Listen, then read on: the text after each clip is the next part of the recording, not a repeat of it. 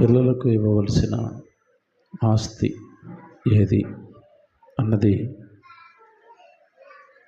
మనం నేర్చుకోబోయే సంగతి. పిల్లలు సైలెంట్గా ఉన్నారు.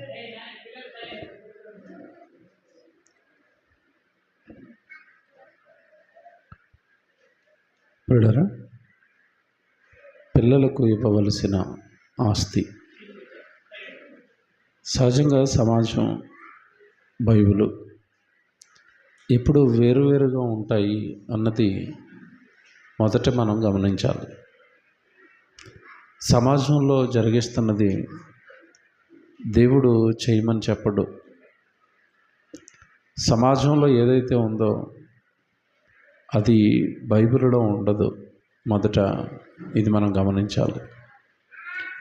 సహజంగా మనుషులు పిల్లలకి ఆస్తి అంటే డబ్బు, ఇల్లులు, పొలాలు, బంగారం, కారులు ఇవి ఇస్తే చాలు, పిల్లలు ఆస్తితో ఆనందంగా ఉంటారు అని అనుకుంటున్నారు. అందుకే చూడండి, ఈరోజు తల్లిదండ్రులు అందరూ ఉదయం లేచింది మొదలుకొని రాత్రి పడుకునేంత వరకు చాలా కష్టాలు పడి, చాలా శ్రమ పొంది, కొంతమంది అయితే ఆరోగ్యాలు పోగొట్టుకుని మరీ ఆస్తులు సంపాదిస్తూ ఉంటారు. ఎందుకు మీరు ఎంత కష్టపడుతున్నారు అన్నప్పుడు వాళ్ళ నోట్లో నుంచి వచ్చే ఆన్సర్ ఏంటంటే, పిల్లలు ఉన్నారు కదండి, పిల్లలకి ఇవ్వాలి కదా అంటారు. అంటే పిల్లలకు ఆస్తినిస్తే సరిపోతుంది అనుకున్నారు. కానీ దేవుడు ఏమిమ్మంటున్నాడు? వాళ్లకు సంపదగా, ఆస్తిగా దేనిని సమకూర్చమని దేవుడు చెప్పాడు అన్నది ఈరోజు మనం ఆలోచించాలి. పిల్లరా, ఇక్కడ ఒక చిన్న క్లారిటీ ఏంటంటే, ఆస్తులు ఉన్న పిల్లలందరూ ఆనందంగా ఉన్నారా అన్నది మనం ఆలోచించాలి. కేవలం ఆస్తిని మాత్రమే వాళ్ళకి సంపదగా ఇస్తే ఆస్తి కలిగిన కుటుంబాలన్నీ సంతోషంగా ఉంటున్నాయా అంటున్నాను నేను. ఆస్తి వేరు, సంతోషం వేరు. చాలామందికి ఈ క్లారిటీ కూడా తెలియదు. సంతోషము అంటే అర్థం ఏంటంటే, కుటుంబం అందరూ కలిసి ఒక చోట కూర్చుని ఆప్యాయతగా, ఆనందంగా అక్క, అన్న, తమ్ముడు, అన్న, చెల్లి, అమ్మ, నాన్న అనుకుంటూ కుటుంబం సంతోషంగా ఒక చోట కూర్చుని భోజనం చేసి అందరూ ఒకరినొకరు ఆదరించుకోవటం సంతోషం. కానీ ఈరోజు మనుషుల మధ్యలో ఆస్తులు ఉన్నాయి కానీ ఆప్యాయతలు లేవు. ఉన్నాయా? మీకు పెద్ద కుటుంబాలు చెప్తే అర్థమవుతుందేమో. తెలంగాణలో రాజకీయ నాయకుల కుటుంబాలు కానీ, అటు ఆంధ్రాలో రాజకీయ నాయకుల కుటుంబాలు కానీ, వాళ్ళ పిల్లల దగ్గరికి వచ్చేసరికండి కలిసి ఉండటం లేదు. మీకు తెలియదు కదా, అక్కడ జగన్ గారికి వాళ్ళ చెల్లికి గొడవ, ఎక్కడ కూడా అదే పరిస్థితి. వీళ్ళ చెల్లికి ఆయనకి గొడవ. ఏంటి గొడవలకు కారణం అంటే ఆస్తులు, సంపద. ఆస్తులు ఉన్నప్పుడు పంపకాల దగ్గర పంచుకునేటప్పుడు మనస్పర్ధలు వచ్చి కుటుంబం ముక్కలైపోతుంది. ఒకరినొకరు పలకరించుకోరు, ఒకరినొకరు ప్రేమించుకోరు. కానీ మనకెలా కనపడతారంటే, వాళ్ళకేంటండి కోటీశ్వర్లు అంటాం మనం. కోట్లు ఉన్నాయి కానీ ఏమి లేదు, సంతోషం లేదు, ఆనందం లేదు. మర్చిపోకండి, పేదవాడు తినడానికి ఏమీ లేకపోయినా అందరూ కలిసి ఉండి చక్కగా అందరూ చోట కూర్చొని వాళ్ళకి కలిగిన దాంట్లో సాంబారో పెరుగో వేసుకుని తింటే అందరూ ఆనందంగా ఉంటారండి. ఉదాహరణకి మన పిల్లలు మన కళ్ళ ముందు ఉంటే, మన పిల్లలు మనతోనే ఉంటే, మన పిల్లలు మన మాట వింటూ ఉంటే, మన కళ్ళ ముందు ఉంటే వచ్చే సంతోషం వేరు మన పిల్లలు. కానీ ఈరోజు సంస్కృతి ఎలా మారిపోయిందంటే, డబ్బే ప్రధానం. ఆ డబ్బు కోసం పిల్లల్ని, కన్న పిల్లల్ని అమెరికా పంపించేస్తున్నారు, ఆస్ట్రేలియా పంపించేస్తున్నారు, విదేశాలకి. పాపం వీళ్ళు కని పెంచి పెద్ద చేసిన పిల్లల్ని వీళ్ళకి వృద్ధాప్యం వచ్చేసరికి కొడుకు కానీ కూతురు కానీ దగ్గరుండి చూసుకోవాలి, అమ్మ నాన్న అంటూ ఆప్యాయత చూపించాలి. అలాంటి ఆప్యాయతలకు కానీ ఏమంటే అన్యోన్యతలకు కానీ తావు లేకుండా వీళ్ళే పిల్లలకి చిన్నప్పటి నుంచి డబ్బు మీద ఆశ విపరీతంగా రేపుతున్నారు. నువ్వు కార్లు కొనాలి, నువ్వు ఇల్లులు కట్టాలి, నువ్వు పొలాలు కొనాలి అని వాడి హృదయం నిండా డబ్బు ఒకటే లక్ష్యం అన్న దాన్ని పెట్టి అవసరమైతే వీళ్ళకి దూరంగా గెంటేసుకుంటున్నారు. వీళ్ళే చేతులారా ఆ ఊరికి వెళ్ళిపో ఈ ఊరికి వెళ్ళిపో ఉద్యోగం చెయ్యి. పరిస్థితి ఎంత దారుణంగా ఉందంటేనండి, మొన్న ఒక వీడియో మీరు చూసుంటారని అనుకుంటున్నాను, వార్తల్లో వచ్చింది. తల్లి తండ్రి కొడుకు ఒక్కడే అమెరికాలో ఉన్నాడు. వీళ్ళిద్దరూ వృద్ధాప్యానికి వచ్చండి ఇంట్లో ఉంటున్నారు. విషయం తెలుసండి, అమ్మ నాన్న ఇద్దరు చచ్చిపోయి 20 రోజులు అయిపోయిందండి. మంచాలకు అలాగా అతుక్కుపోయారు. మీరు చూసుంటారు వీడియో. ఒక బెడ్ మీద నాన్న, ఒక బెడ్ మీద అమ్మ చచ్చిపోయారు, అలాగా ఇరుక్కుపోయి. చూడ్డానికి ఎవరు లేరు. పక్కోలికి బాగా స్మెల్ వస్తే పోలీసులకు ఫోన్ చేసి ఓపెన్ చేస్తే అప్పుడు ఇద్దరు శవాలై ఉన్నారు. అప్పటి వరకు కొడుక్కి తెలియదు వీళ్ళు చచ్చిపోయారని. ఇది మీకు ఎందుకు చెప్పానంటే, ఒరే మన కుటుంబం రా, మనమంతా ఒక చోట ఉండాలిరా అని బిడ్డల్ని పక్కనే పెట్టుకుని ప్రేమగా ఉండవలసిన వాళ్ళు డబ్బే ధ్యేయంగా పిల్లల్ని పెంచుతున్నారండి. అవునా కదా చెప్పండి. ప్రస్తుత సొసైటీలో పిల్లల పెంపకం విషయంలో డబ్బే ధ్యేయం. మావాడు డబ్బులో గొప్పడు అయిపోవాలి. ఇది ఎంతటి దారుణం అంటే, చివరికి ఆ డబ్బే ధ్యేయంగా పెంచిన పిల్లలు వీళ్ళని చూడటం లేదు. ఎవరిని? అమ్మనాలను చూస్తున్నారా? నువ్వే కదా చదువుకోమన్నావు, నువ్వే కదా ఉద్యోగం చేసిమన్నావు, నేను ఉద్యోగంలో బిజీగా ఉన్నా, నేను రాలేను అంటాడు ఒంట్లో బాగోలేదంటే. అప్పుడు ఏం చేస్తుంది అమ్మ? అప్పుడు ఏం చేస్తుంది నాన్న? నిన్ను ఇలా పెంచమన్నా దేవుడు నీకు పిల్లల్ని ఇచ్చింది? వాళ్ళని తీసుకెళ్ళి లోకంలో పడేయమన్నా? వాడి హృదయం నిండా ఉద్యోగం, డబ్బు, చదువు ఇవి నింపమని ఇచ్చాడు నీకు బిడ్డల్ని, నీ చేతిలో పెట్టింది అందుకే దేవుడు. ఇప్పుడు కూడానండి చాలామంది ఈ విషయంలో నన్ను అపార్థం చేసుకుంటారు, నా విషయంలో కామెంట్ చేశారు కూడా. నేను మాట అంటానండి, వృద్ధాప్యం వచ్చిన తర్వాత కొడుకు కూతురు దగ్గర లేరు, చూడటం లేదు, పట్టించుకోవటం లేదంటే తప్పు ఆల్ది కాదు ఈల్ది అంటాను నేను. ఎవరిది? అమ్మనాన్నది. నీ పెంపకం బాగోలేదు. నువ్వు వాడికి ఏం చెప్పాలో చెప్పలేదు నువ్వు చిన్నప్పటి నుంచి. నిన్ను దేవుడు ఎలా పెంచమన్నాడో అలా పెంచలేదు నువ్వు. చివరికి వాడు నీకు ఉపయోగపడలేదు, వాడిని నిన్ను కన్న నీ దేవుడికి కూడా వాడు ఉపయోగపడలేదు. ఎటూ కాకుండా లోకస్తుడయ్యాడు, లోకంలో పడ్డాడు. పిల్లరా, బైబిల్లో ఒక మంచి మాట నన్ను ఆలోచింపు చేసింది. సామెతల గ్రంథం 13వ అధ్యాయం 22వ వచనం చూద్దాం. బైబిల్లో సామెతల గ్రంథం 13వ అధ్యాయము 22వ వచనం. మంచివాడు తన పిల్లలను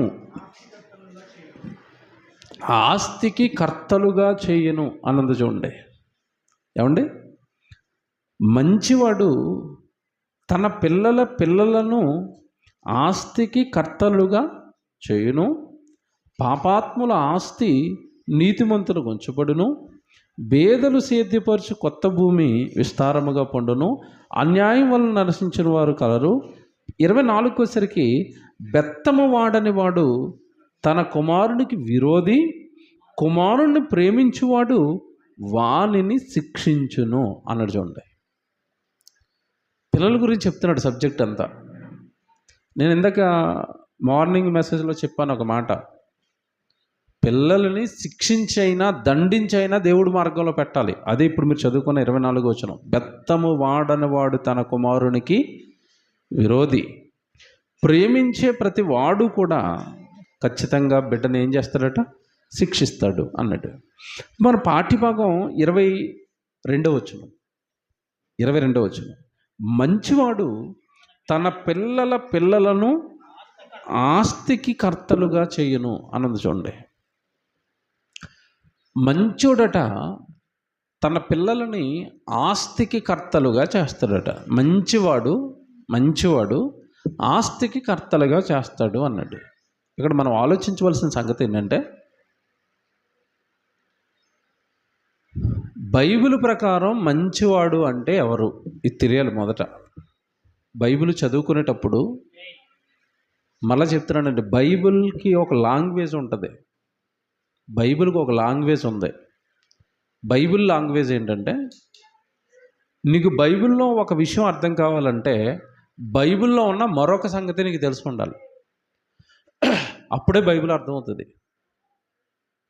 చాలామందికి బైబిల్ అర్థం కాకపోవడానికి, అపార్థం చేసుకుని ఇష్టం వచ్చినట్టుగా మాట్లాడి ప్రసంగాలు చేసేయడానికి కారణం ఏంటంటే, బైబిల్ పైన పరిపూర్ణమైన అవగాహన లేకపోవటం. అంటే ఆదికాండం నుంచి ప్రకటన వరకు బైబిల్ పైన సరైన అవగాహన లేనప్పుడు వాళ్ళకి నచ్చిన బోధ చేసేసే అవకాశం ఉంటుంది. బైబిల్లో ఒక సందర్భం లేదా ఒక మాట అర్థం కావాలి అంటే బైబిల్లో ఉన్న మరొక మాట, ఈ మాట పక్కన పెడితే కానీ విషయం అనేది మనకి బయటికి రాదు. కోర్టు ప్రొసీడింగ్స్ ఉంటాయి. కోర్టు ప్రొసీడింగ్స్లో లాయర్ గారు కానీ, జడ్జి గారు కానీ, అక్కడ రాస్తున్న ఆయన కానీ ఒక భాష మాట్లాడుతూ ఉంటారు. వాళ్ళు కేసు అంటారు, హీరింగ్ అంటారు. ఈ పదాలు మనకేమీ తెలియదు, మనకు కొత్తగా ఉంటాయి. మనం వాళ్ళని అడగాలి ఇదేంటండి అంటే చెప్తాడు. ఆ భాష, ఆ పదాలు మనకి తెలీదు, వాళ్ళు ఎక్స్ప్లెయిన్ చేస్తారు మనకి. అలాగే డాక్టర్లు కూడా కొంచెం భాష మాట్లాడుతూ ఉంటారు హాస్పిటల్లో. వాళ్ళు మాట్లాడే భాష మనకు అర్థమవుతుంది. మనం అడగాలి ఇదేంటండి అని అడిగితే వివరంగా చెప్తారు ఇది ఇదండి అని. అలాగే బైబిల్లో దేవుడు మాట్లాడే ఈ మాటలు మీకు అర్థం కావాలంటే బైబిల్ అంతా వచ్చి ఉండాలి. ఇది దేవుడి మాట. మంచివాడు తన పిల్లలను ఆస్తికి కర్తలుగా చేస్తాడు అంటే, మంచోడు అంటే ఎవరు?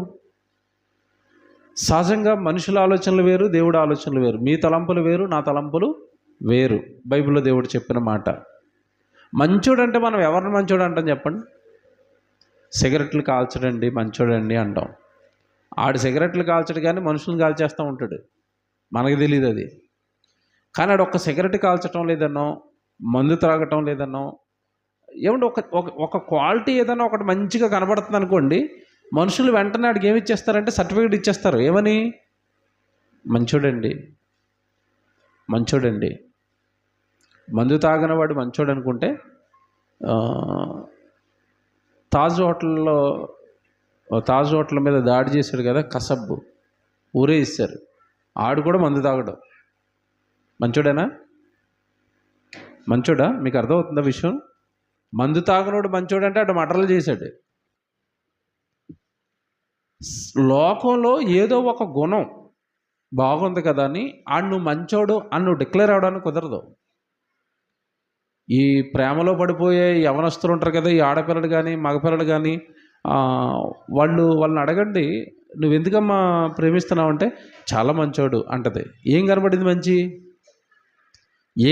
మంచి అంటే రోజు నన్ను బండి మీద ఎక్కించుకొని కాలేజీ దగ్గర దింపుతున్నాడు అంటది, అంతే. అంటే లిఫ్ట్ ఇచ్చినందుకు ఏమైపోయాడు వాడు? మంచోడైపోయాడు. నాన్న చిన్నప్పటి నుంచి దింపుతున్నాడు స్కూల్ దగ్గర. నాన్న మంచోడా? కనపడ్డిక. ఎందుకంటే వయసు వచ్చింది, ఇంకా ప్రపంచం కొంచెం తెలిసింది, రెక్కలు వచ్చాయి, యవ్వనం వచ్చింది, ఇంకంతే. అమ్మ మాట నచ్చదు, నాన్న మాట నచ్చదు, ఇక లోకమే. నన్ను బండి మీద దింపుతున్నాడు, ఆడు మంచోడు అంటది, అంతే. నేను ఇక లేకపోతే బ్రతకలేను అంటది. ఏంటి? బండి మీద దింపినందుకే. బండి మీద దింపుతున్నాడు కదని ప్రేమలో పడి పెళ్లి చేసుకుంటుంది. తర్వాత ఆడు సిద్దిపేట బస్ స్టాండ్లో వదిలేస్తాడు. అప్పుడు వరకు ఆడు మంచితనం ఏంటో తెలీదు. అంటే మనుషులు ఎలా మోసపోతారో చెప్తున్నాను. మంచోడు అంటారు. నీకేం తెలుసు? మంచి హృదయంలో ఏముందో నీకు తెలుసా?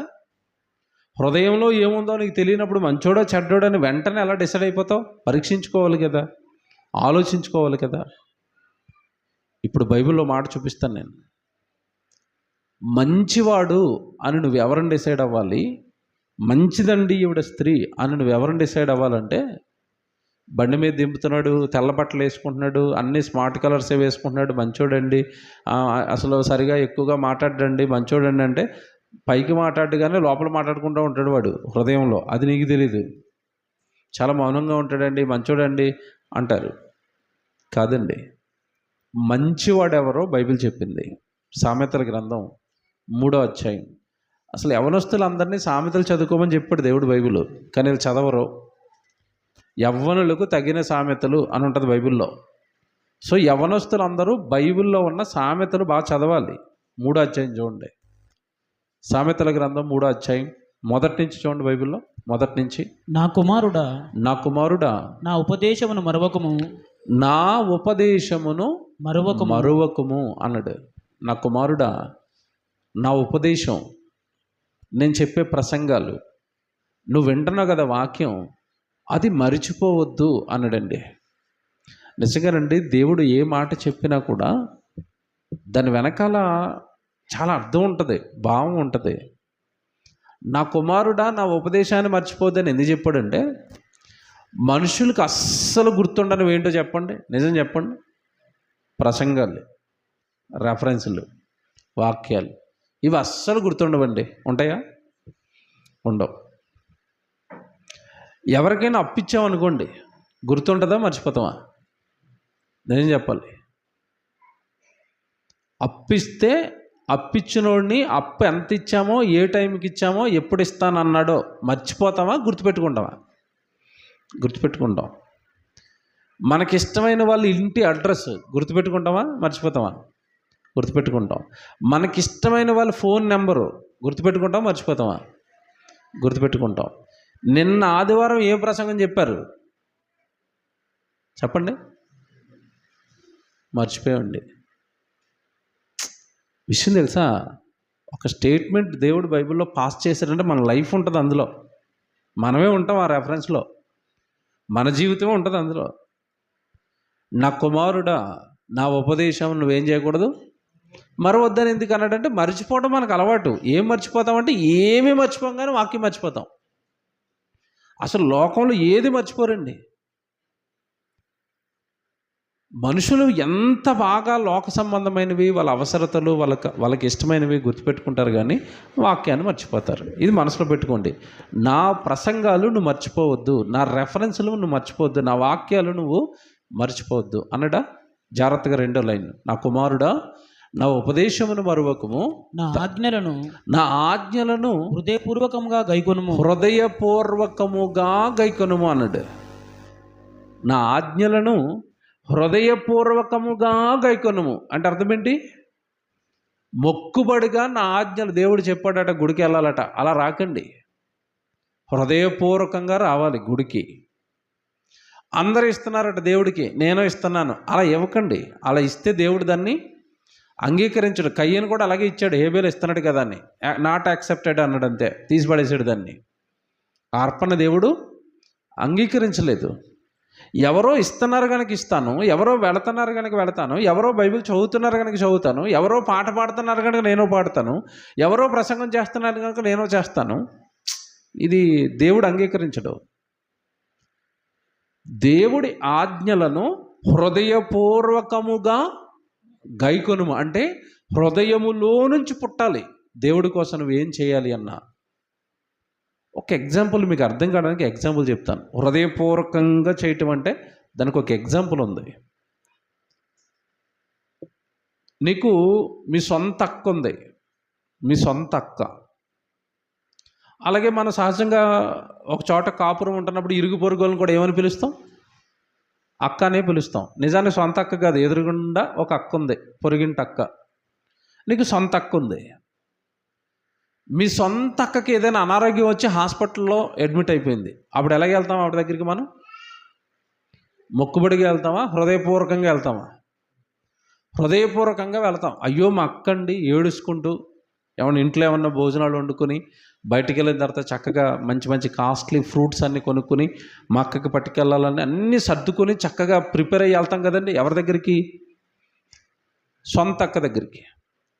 అదే పొరుగింటూ అక్క కూడా హాస్పిటల్లో జాయిన్ అయింది, అలాగే ఏడ్చుకుంటూ బాధపడిపోతూ అన్నం వండుకొని మంచి మంచి ఫ్రూట్స్ కొనుక్కొని ఎదురుగుండా ఉన్న అక్క హాస్పిటల్లో ఉంటే అంత ప్రిపేర్డ్గా వెళ్తామా? వెళ్ళాం. ఎందుకు? ఈ అక్కనేమో హృదయపూర్వకంగా ప్రేమిస్తున్నాం, ఆ అక్కనేమో పొరుగింటి ఆవిడ కదా, బాగోదు కదా అన్నట్టుగా ప్రేమిస్తున్నాం. అందుకే ఆవిడికి పట్టుకెళ్ళిన ఫ్రూట్స్ ఈవిడికి పట్టుకెళ్ళరు. ఆవిడ దగ్గరికి వెళ్ళినంత స్పీడ్గా ఈవిడ దగ్గరికి వెళ్ళరు, ఎందుకంటే హృదయం లేదు ఈవిడ మీద పెద్దగా. కానీ సొంత అక్క మీద మనకేముంది? హృదయం ఉంది. ఎగ్జాంపుల్ అర్థమైతే, హృదయపూర్వకంగా ప్రేమించటం అంటే నువ్వు చెయ్యాలనుకున్నది లోపల నుంచి పుట్టాలి, హృదయంలో పుట్టాలి. ఇప్పుడు దేవుడు అంటున్నాడు అక్కడ, నా ఆజ్ఞలు, నేను చెప్పే వాక్యాలు ఉన్నాయి కదా, అవి నువ్వు ఎవరో చేస్తున్నారనో, ఎవరో పాటిస్తున్నారనో, లేదంటే పేరు కోసమో గొప్ప కోసమో నా వచనాలు లేదా నా ఆజ్ఞలు పాటిస్తున్నట్టుగా నువ్వు ఉండకూడదు.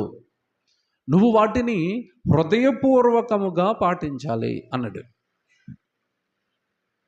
చాలామంది భక్తి ఎలా ఉంటుందో చెప్తాను. సహజంగా ఇంట్లో ఉన్నప్పుడు అండి తలుపేసేసుకొని లోపల టీవీలో సినిమాలు, సీరియళ్ళు, జబర్దస్తులు, ఇంక వీళ్ళకి ఇష్టం వచ్చినన్నీ చూస్తూ ఉంటారు టీవీలో.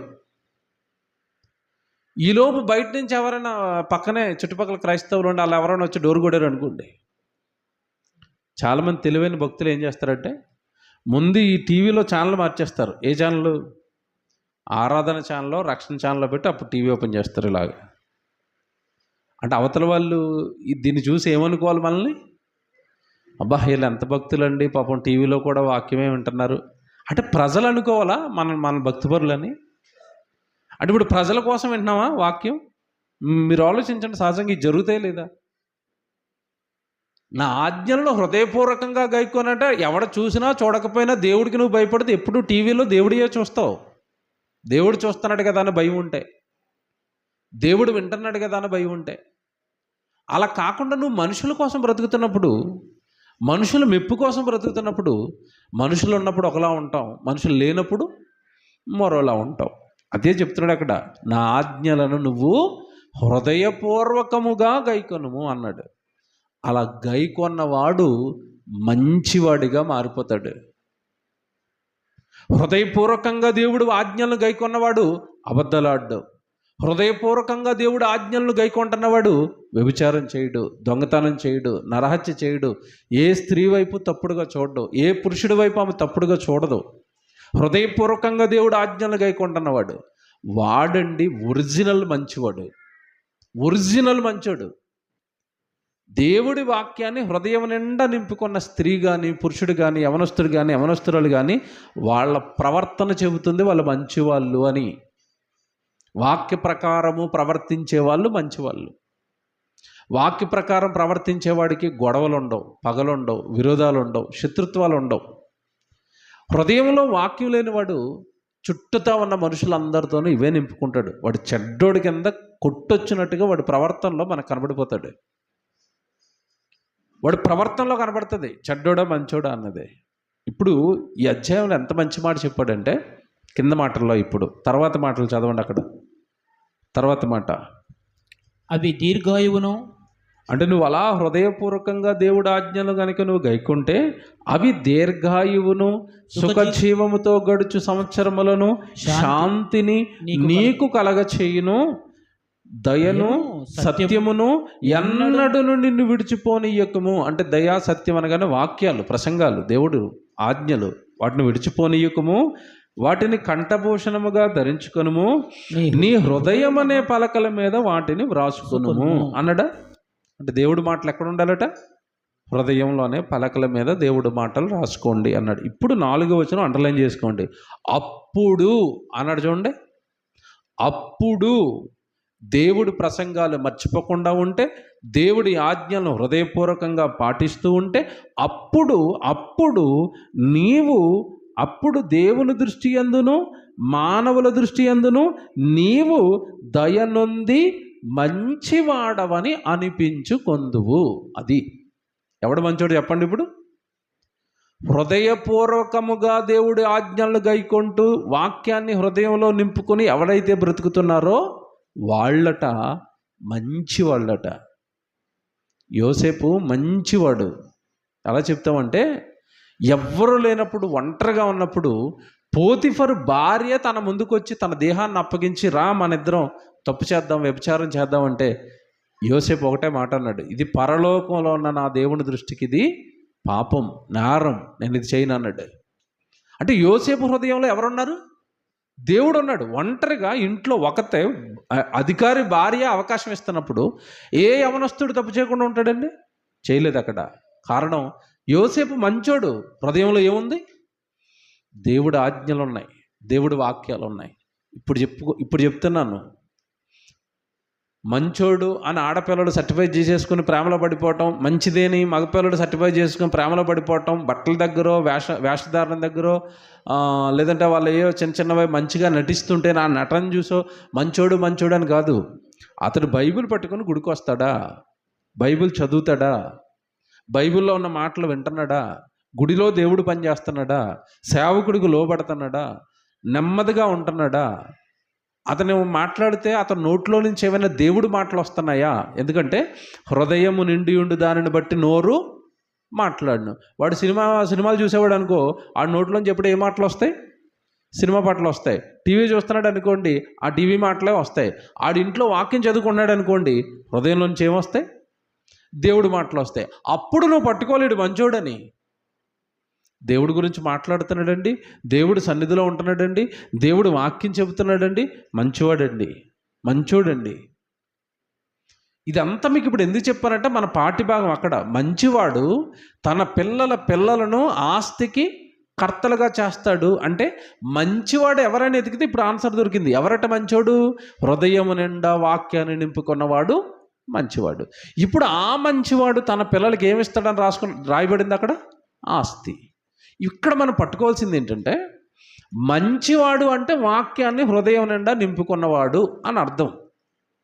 ఇప్పుడు హృదయం నిండా వాక్యం నింపుకున్నవాడు తన పిల్లలకి లోక సంబంధమైన ఇల్లులు, పొలాలు, బంగారము వీటిని ఆస్తిగా ఇస్తాడా? ప్రశ్న. ఇస్తాడా?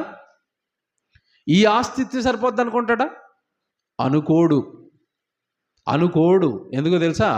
వాక్యం వాడికి ఏం చెప్తుంది అంటే, ఆస్తి అశాశ్వతం, ఆస్తిని కల్లారా చూడటం తప్ప దానివల్ల పొందే ప్రయోజనం పెద్దగా ఏమీ ఉండదు అన్నది వాక్యం వాడికి చెబుతుంది. ఆ మంచోడికి హృదయంలో వాక్యం ఉంది కనుక. సామెతల గ్రంథం, ప్రసంగి గ్రంథం 5వ అధ్యాయం చూడండి.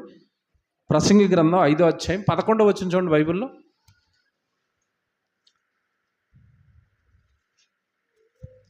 ప్రసంగి గ్రంథము 5వ అధ్యాయము 11వ వచనం. ఆస్తి ఎక్కువైన ఎడల దానిని భక్షించువారును ఎక్కువగుదురు. కన్నులారా చూచుటయే కాక ఆస్తిపరునికి తన ఆస్తి వలని ప్రయోజనమేమి? చూసారా ఏం ప్రయోజనం? కళ్ళారా చూడటమే. ఏమండో మాట్లాడగనా? ఇప్పుడు మనకి ఆస్తి లేదు, మనం ఎన్నిసార్లు భోజనం చేస్తాం? ఎన్నిసార్లు భోజనం చేస్తారు మీరు? 3 సార్లు. వాడికి బాగా ఆస్తి ఎక్కువ ఉంది, ఏమైనా 10 సార్లు భోజనం చేస్తాడా? అదే భోజనమా? అదే భోజనం. మనం అన్నం తింటాం, వాడు అదే అన్నమే తింటాడా? లేదంటే ఆకాశంలో ఏమైనా బంగారపు గింజలు ఏమైనా పండించుకుని తింటాడా? ఎవడ తినేదైనా అదే అన్నం, ఎవడ తినేదైనా అదే కూర, ఎవడ వేసుకునేవన్నీ ఇవే బట్టలు. కాకపోతే మనం మన నార్మల్ షాప్లో 300, 400, 500 షర్ట్ వేసుకుంటాం, వాడు 2000 షర్ట్ వేసుకుంటాడు. తేడా అంతే. అవే బట్ట, అదే తిండి, అదే దేహం, అదే 60-70 సంవత్సరాలు. వాడికైనా మనకైనా. డబ్బులు ఉన్న వాళ్ళు ఎక్కువ సంవత్సరాలు బతుకుతారా? మనం అంతే సంవత్సరాలు బతుకుతారా? మీకు అర్థమవుతుందా? ఏవున్నా ఏవి లేకపోయినా కళ్ళ ముందు ఉన్నాయి అని చూచి ఆనందించడానికి తప్ప ఆస్తి వలన వానికి కలిగే ప్రయోజనము ఏంటి అన్నాడు దేవుడు. మీరు చెప్పండి ఏముందో? పైపెచ్చు ఆస్తి ఎక్కువైన ఎడల దానిని భక్షించేవారును ఎక్కువ అవుతారంటే, ఆస్తి వలన నీకు అపాయం వస్తుంది అన్నాడు అంతే దేవుడు. ఆస్తి అపాయాన్ని తెస్తుంది. మీకు ఎగ్జాంపుల్ కావాలంటే మీరు ఒంటి నిండా బంగారం వేసుకొని అలా రోడ్డు మీద నడవండి. ఇంటికి వచ్చే వరకు ప్రమాదమే. మీరు ఇంటికి వస్తారా, హాస్పిటల్కి వెళ్తారని. ఎందుకు? ఎవడ కన్నైనా బంగారం మీద పడింది అనుకోండి, పేక్ కోసేసి బంగారం పట్టుకుని వెళ్ళిపోతాడు. డబ్బు ఎక్కువ ఉన్న వాడికి సెక్యూరిటీ గన్మెన్స్ పెట్టుకుంటాడు. ఎందుకు పెట్టుకున్నారు చెప్పండి? డబ్బు ఎక్కువ ఉన్న వాళ్ళు గన్మెన్స్ని ఎందుకు పెట్టుకున్నారు? ఎవడొచ్చి ఎప్పుడు ప్రాణం తీసేసి ఆ డబ్బు అంతా ఎత్తుకుని వెళ్ళిపోతాడో తెలీదు. ఎందుకంటే అది కూర్చుకోవడం ఎందుకు? ప్రాణాల మీదకి తెచ్చుకోవటం ఎందుకు? ఏముంది దానివల్ల ఉపయోగం? ఏముందండి? అసలు నాకు ఒక విచిత్రమైన వార్త అండి. నేను ఆశ్చర్యపోయిన. అప్పట్లో చచ్చిపోయింది ఒక ఆవిడ, జయలలిత అనుకుంటాను ఆవిడ పేరు, తమిళనాడు సీఎం జయలలిత గారే కదండి. ఆవిడ చచ్చిపోయిన తర్వాత అండి చెప్పులు లెక్కెడితే 700 జతల చెప్పులు ఉన్నాయట. చెప్పులు, కాళ్ళకి వేసుకునే చెప్పులండి 700 జతలట. ఆవిడ కట్టుకున్న చీరలట 10,000 చీరలట. చూసారండి, బట్టలు అక్కడే ఉన్నాయి, చెప్పులు అక్కడే ఉన్నాయి, కోట్ల ఆస్తి అక్కడే ఉంది. ఆవిడుందా? ఉందా? మనం అంతా ఒక ట్రాన్స్లో ఉన్నాం. అందులో ఏదో ఉంది, డబ్బులో ఏదో ఉంది, డబ్బులో ఏదో ఉంది. ఏముండదండి, ఉన్న సుఖం పోయిద్దండి. మళ్ళీ చెప్తున్నాను, ఉన్న సుఖం పోయిద్ది. ఒక లైఫ్ న్యూస్లో కూడా ఎక్కాడు, తమిళనాడులో. వాడు చాలా పేదోడండి, ఆటో ఏదో నడుపుకుంటున్నాడు. తమిళనాడులో లాటరీ టికెట్లు అమ్ముతారు. ఆ లాటరీ టికెట్ వాడు కొన్నాడు, ఎందుకైనా మంచిది, ఇది పంజాబ్ తగులుతుందని. వాళ్ళు లక్క బాగుండి కోటీశ్వరుడు అయిపోయాడు. ₹1,00,00,000 తగిలింది వాడికి. అప్పటి వరకు ఆటో వేసుకుని హ్యాపీగా తిరిగేవాడు కోటీశ్వరుడు అయ్యాడండి. ఎప్పుడైతే లాటరీ తగిలిందో మీడియాకి తెలిసిపోద్ది ఎవరికి వచ్చిందో లాటరీ ₹1,00,00,000. వీడి ఫోన్ నెంబర్ తెలిసిపోయింది, వీడు ఎవరో తెలిసిపోయింది, వీడి అడ్రస్ తెలిసిపోయిందని అందరికీ టీవీలోకి ఎక్కేశాడు ₹1,00,00,000 ఉన్నాయని. ఇంకంతేనండి, ఒకసారి మీడియా ముందుకు వచ్చి బోరు నేర్చాడండి వాడు, ఉన్న సుఖం పోయింది కోటి వచ్చిన తర్వాత అని. ఎందుకంటే ₹1,00,00,000 వాడికి వచ్చిన దాని తర్వాత బ్యాంకు వాళ్ళు ఫోన్లు, మా బ్యాంకులో వేసేని ₹1,00,00,000 అని. పడుకోనివ్వరండి వాళ్ళు. ఒక పక్క బ్యాంకు వాళ్ళు, పక్క అప్పులోళ్ళు, పక్క బంధువులు ఉంటారు కదండి, వీడి కోటి తగిలిందని వరుసగా క్యూ కట్టేశారట. నాకు 10,000 ఇవ్వా, నాకు 50,000 ఇవ్వా అని. ఇంకంతేనండి, అసలు తినడానికి లేదండి వాడికి భోజనం, బయటికి వెళ్ళి ఆటో నడుపుకోవడానికి లేదు. ఓ పక్క న్యూస్ వాళ్ళు ₹1,00,00,000 ఏం చేయబోతున్నావు, ఎక్కడ పెట్టుబడి పెడతాను, ఒక పక్క వాళ్ళు. ఇంకో పక్క అండి వీళ్ళు ఉంటారు కదా రియల్ ఎస్టేట్ చేసేవాళ్ళు, ఆ ₹1,00,00,000 మా దాంట్లో పెట్టు, సంవత్సరానికి సరికి 6 కోట్లు చేస్తామని వాళ్ళట. నిజమండి, లిటరల్గా ఫోన్ స్విచ్ ఆఫ్ చేసేసుకుని ఆ ఇల్లు మారిపోయాడండి అక్కడి నుంచి. ఈ దాడి తట్టుకోలేక సుఖం పోయింది ఆడి జీవితంలో. ఏం రావడం వల్ల చెప్పండి? ₹1,00,00,000 ఆస్తి. దేవుడు మాటది, నేను మళ్ళీ చెప్తున్నాను, ఎగ్జాక్ట్గా బైబిల్లో ఉన్నది సమాజంలో జరిగి తీరుతుంది. మీరు చదువుకున్న మొదటి మాటలో ఏముంది అక్కడ? ఆస్తి ఎక్కువైన ఎడల, 11వ వచనం ప్రారంభంలో ఏముంది అక్కడ?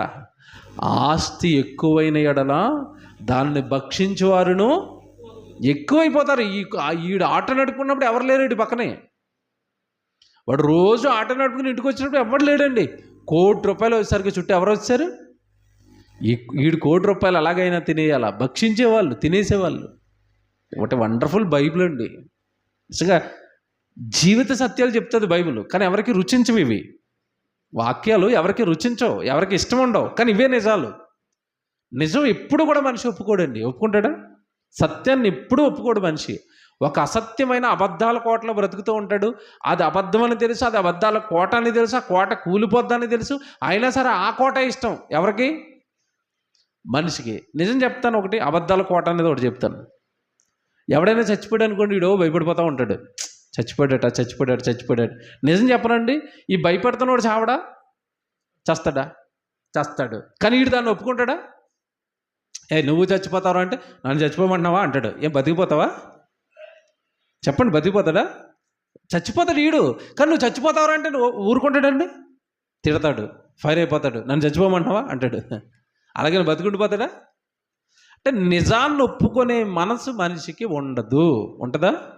విందు జరుగుచున్న వారి ఇంటికి పోవట కంటే ప్రలాపించుచున్న వారి ఇంటికి పోవట మేలు, నీకు మంచి జరుగుతుంది, చచ్చిపోయిన వాళ్ళ ఇంటికి వెళ్ళు అన్నాడు. చచ్చిపోయిన వాళ్ళ ఇంటికి ఎవడాలని వెళ్తాడు? అందరూ ఏ ఇంటికి వెళ్తారు?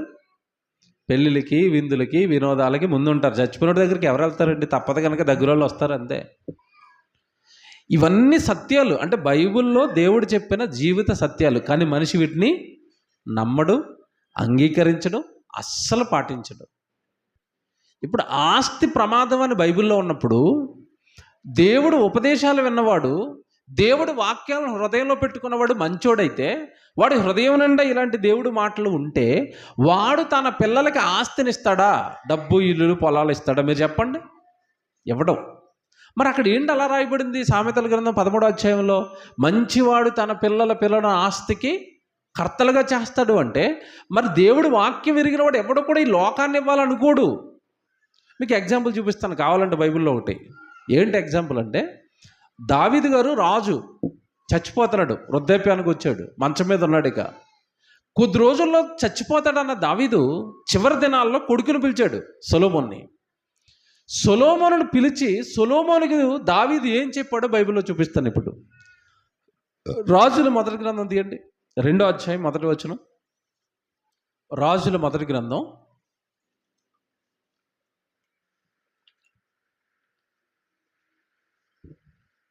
2వ అధ్యాయము 1వ వచనం చూడండి. దావీదునకు మరణకాలము సమీపింపగా అతడు తన కుమారుడైన సొలొమోనుకు ఇలాగూ ఆజ్ఞ ఇచ్చెను, లోకులందరూ పోవలసిన మార్గమున నేను వెళ్ళిపోవచ్చున్నాను. కాబట్టి నువ్వు ధైర్యం తెచ్చుకొని సొలొమోను, నువ్వు ధైర్యం తెచ్చుకుని నిబ్బరము కలిగి నీ దేవుడైన యెహోవా అప్పగించిన దానిని కాపాడి ఆయన మార్గములను అనుసరించిన ఎడల నువ్వు ఏ పని పూనుకొనినను ఎక్కడ తిరిగినను అన్నిటిలో నీవు వివేకముగా నడుచుకొందువు. మోషే ధర్మశాస్త్రములో వ్రాయబడి ఉన్న దేవుని కట్టడలను, ఆయన నియమించిన ధర్మమంతటిని, ఆయన న్యాయ విధులను, శాసనములను గైకొనుము. చచ్చిపోయే ముందు కొడుకుతో తండ్రి ఏం మాటలు చెప్తున్నాడు? మోషే గారు ధర్మశాస్త్రంలో రాయబడిన సంగతులన్నీ నువ్వు గైకొనాలి అంటే తదనంతరం తన కొడుక్కి ఏం ఆజ్ఞాపిస్తున్నాడు చెప్పండి? ఒక తండ్రి దేవుడి మాటలు గైకొనాలి, దేవుడు చెప్పింది చెయ్యాలి, దేవుడిలో నువ్వు బ్రతకాలి, దేవుడు నీకు అప్పగించిన ప్రతి పని నువ్వు చెయ్యాలి, దేవుడు ధర్మశాస్త్రం వాక్యం నువ్వు బాగా చదువుతూ ఉండాలి. ఎలాంటి మాటలండి చెప్తున్నాడు ఒక తండ్రి చచ్చిపోయే ముందు కొడుక్కి? ఇదే సిచ్యువేషన్ లోకంలో ఎవడైనా ఎదుర్కొంటాడు అనుకోండి. ఒక తండ్రి అంటే లోకంలో ఉన్నవాడు చచ్చిపోయే ముందు కొడుకుని పిలిచాడు, ఏం చెప్తాడు? మీరు చెప్పండి, ఏం చెప్తాడు? చిన్నోడా, 4 ఎకరాల పొలం, డాక్యుమెంట్లు బీరువాలో ఉన్నాయి, ఒకటికి నేను 2 లక్షలు అప్పించాను, వాడు వడ్డీ కట్టట్లేదు, వాడి దగ్గరికి వెళ్ళి వడ్డీ గుంజేయి. అలాగే మన పొలం చుట్టూ జాగ్రత్త, పక్కోడు మంచోడు కాదు, రాళ్ళు మార్చేస్తున్నాడు, ఎవతలకు వచ్చేస్తాడు. చచ్చిపోయే ముందు కూడా రాళ్లే. ఏ రాళ్ళు? పొలం రాళ్ళు, డాక్యుమెంట్లు, లక్షలు, ఆస్తి, ఇల్లులు, పేపర్లు, బంగారము, డబ్బు, అంతే కదండి. తండ్రి కొడుకు చెప్పే మాటలు ఇవి కదా. మరి ఈ తండ్రి ఆ మాటలు చెప్తున్నాడా? దావీదు మంచోడు, మీ అందరికీ తెలుసు. మంచివాడైన దావీదు సొలొమోనుకు డబ్బు గురించి, బంగారం గురించి, వెండి గురించి చెప్పట్లేదు. ఇక్కడ ఏం చెప్తున్నాడు? మోషే ధర్మశాస్త్రములో వ్రాయబడినవన్నీ నువ్వు పాటించాలి. నా కొడుగ్గా నేను నీకు ఇస్తున్న ఆస్తి ఏంటంటే బైబిలు, మోషే ధర్మశాస్త్రం. అది నేను చదివాను దివారాత్రాలు, అదే నేను నీకు ఇస్తున్నాను. నువ్వు ఆ వాక్యాలు చదవాలి, నువ్వు అందులో ఉన్న దేవుడి మాటలు నువ్వు పాటించాలి. ఏమంటే ఇక్కడ దావీదికి అర్థమైంది, మనకోటికి అర్థం కాలేదు. దావీదికి ఏమర్థమైందంటే, నా కొడుకుని చదువుకో, ఆస్తికో అప్పగించాను అనుకోండి, అది నా కొడుకుని పాడు చేస్తుంది. అదే నా కొడుకుని నేను దేవుడికి అప్పగించాను అనుకోండి, దేవుడు నా కొడుకుని ఏం చేస్తాడు? కాపాడతాడు. నిజంగా చెప్తున్నాను, మీ పిల్లల మేలు కోరేవారైతే మీరు బ్రతికొండగానే మీ పిల్లలను దేవుడికి అప్పగించేయండి. దేవుడు వాళ్ళని చాలా క్షేమంగా చూసుకుంటాడు. మీరు మీ పిల్లల్ని దేవుడికి అప్పగించండి. టీవీలకి, చదువులకి, సెల్ ఫోన్లకి. ఇప్పుడు బాగా ఇదో ఫ్యాషన్ ఇప్పుడు తల్లిదండ్రులకి. పిల్లలు అడిగితే వెంటనే ఫోన్ ఇచ్చేస్తారండి. తిట్టరు, కొట్టరు, వాళ్ళని బెదిరించరు, లాక్కోరు ఫోను. ఫోన్ లేకపోతే ఉండలేదండి మా అమ్మాయి, ఫోన్ లేకపోతే ఉండలేడండి మా అబ్బాయి. అదిటది. బైబిల్ లేకపోతే ఉండలేడండి, బైబిల్ చదువుకోకపోతే ఉండలేదండి అనాలి. అలా లేరు పిల్లలు. సెల్ ఫోన్ లేకపోతే ఉండలేరండి, టీవీ చూడకపోతే ఉండలేరండి, ఏవో మరి అది తినలేకపోతే ఉండలేరండి, ఇది తాగలేకపోతే ఉండలేరండి. అతిటండి. అలా పెంచేవాడి పిల్లల్ని. తప్పు కదండి, పెంపకమే తప్పు కదండి. ఎంత బాగా పెంచాడు దావీదు. చివరిలో చూడండి, ఇదిగో నేను దివారాత్రులు ధ్యానించిన మోషే ధర్మశాస్త్రాన్ని నేను నీకు ఆస్తిగా ఇస్తున్నాను, నువ్వు వాటిని తప్పక గైకొనాలి. అప్పుడు నువ్వు ఏమి చేయి బూనుకొనినను అది సఫలమవుతుంది. నీ వెనకాల దేవుడు తోడుగా ఉంటే నువ్వు ఏం చేయాలన్నా నీ వెనకాల దేవుడు తోడుగా వస్తాడు. ఎంత మంచోడు, ఎంత మంచి తండ్రి, ఎంత మంచి ఆస్తిని వారసత్వంగా తన కొడుకైన సొలొమోనుకి ఇచ్చాడు అంటే మోషే ధర్మశాస్త్రం, వాక్యం, బైబిల్ ఇచ్చుకుంటూ వెళ్ళిపోయాడు. కనుక దేవుడి పిల్లలుగా మనం ఆలోచిస్తానండి, బైబిల్లో జ్ఞానవంతుడైన ఏ తండ్రి కూడా తన తదనంతరం వాళ్ళకి ఆస్తులు, డబ్బులు, ఇల్లులు, పొలాలు కాదు, దేవుడి వాక్యం ఇవ్వాలి. కీర్తన గ్రంథం కూడా చూపిస్తాను. 78వ కీర్తన ఒకప్పుడు మోషే గారు ఇశ్రాయేలును నడిపిస్తున్నప్పుడు ఎన్ని మేలులు దేవుడు వాళ్ళకి చేశాడో మనకు తెలియదు కదా ఇశ్రాయేలులకి. అలా మేలులు చేసిన ఇశ్రాయేలు అందరూ కూడా తన పిల్లలకి ఏమి ఇవ్వాలి అని దేవుడు ఒకప్పుడు శాసనం చేస్తున్నాడో మనం చదువుకుంటున్న మాట. 78వ కీర్తన మొదటి నుంచి మీరు చూస్తారా? మొదటి నుంచి ఇది ఆసాపు గారి కీర్తన. నా జనులారా నా బోధకు చెవియొగ్గండి, నా నోటి మాటలకు చెవియొగ్గుడి, నా నోటి మాటలకు మీరు చెవియొగ్గండి, నేను నోరు తెరిచి ఉపమానం చెప్పేదను, పూర్వకాలపు గూఢ వాక్యములు నేను నీకు తెలియచెప్పేదను. 3వ వచనం, మాకు తెలిసిన సంగతులను అండర్లైన్ చేసుకోండి. 3వ వచనం, మాకు తెలిసిన సంగతులను మా పితరులు మాకు వివరించిన సంగతులను చెప్పేదను. మాకు తెలిసిన సంగతులు, మా పితరులు మాకు వివరించిన సంగతులు అంటే వీళ్ళ పితరులు, వీళ్ళకి ముందున్న తండ్రులు వీళ్ళకి ఏవో చెప్పారట.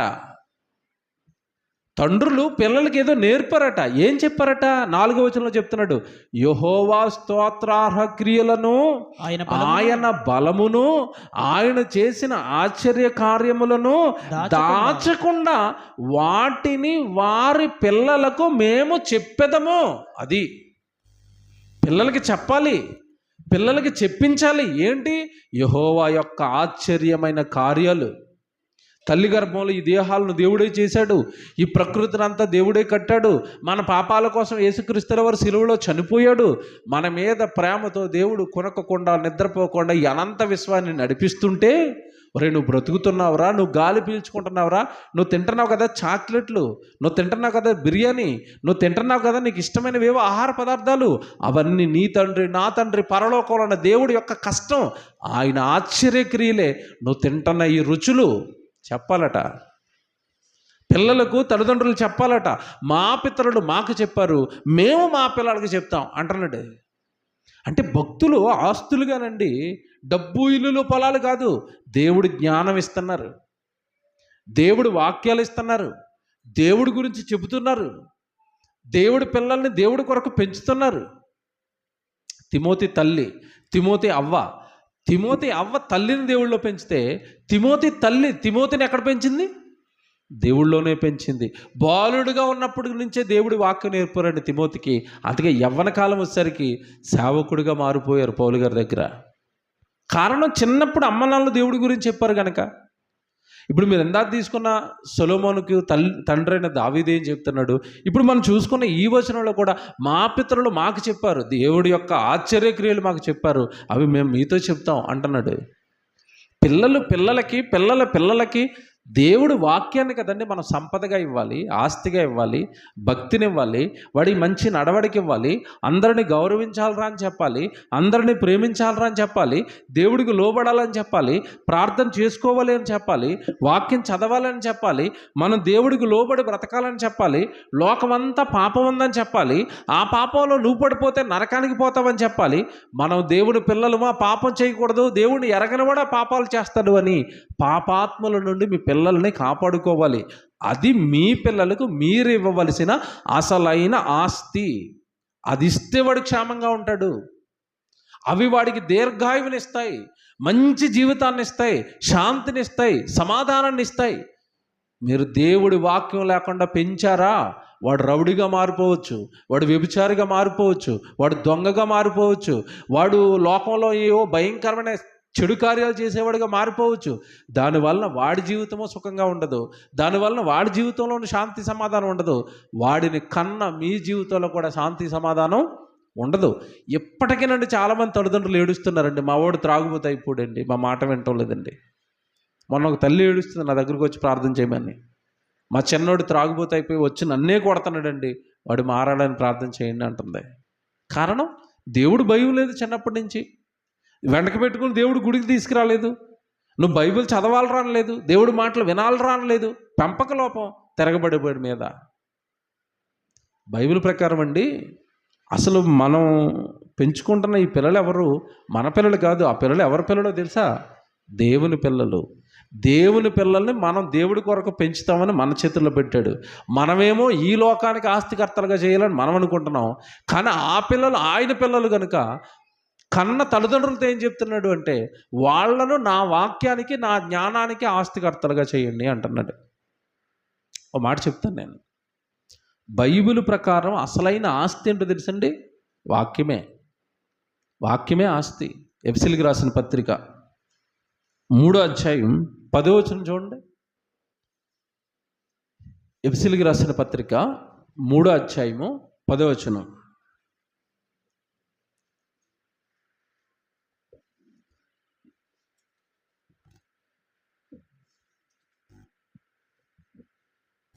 ఎఫెసీ పత్రిక 3వ అధ్యాయము 10వ వచనం. దేవుడు మన ప్రభువైన క్రీస్తు యేసునందు మన ప్రభువైన యేసుక్రీస్తునందు చేసిన నిత్య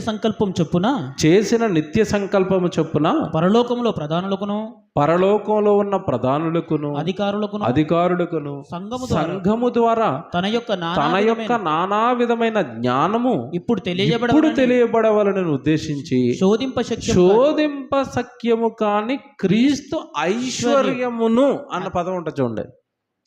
శోధింప సఖ్యము కాని క్రీస్తు ఐశ్వర్యమును అన్యజనులలో ప్రకటించుటకును అని ఉంటుంది.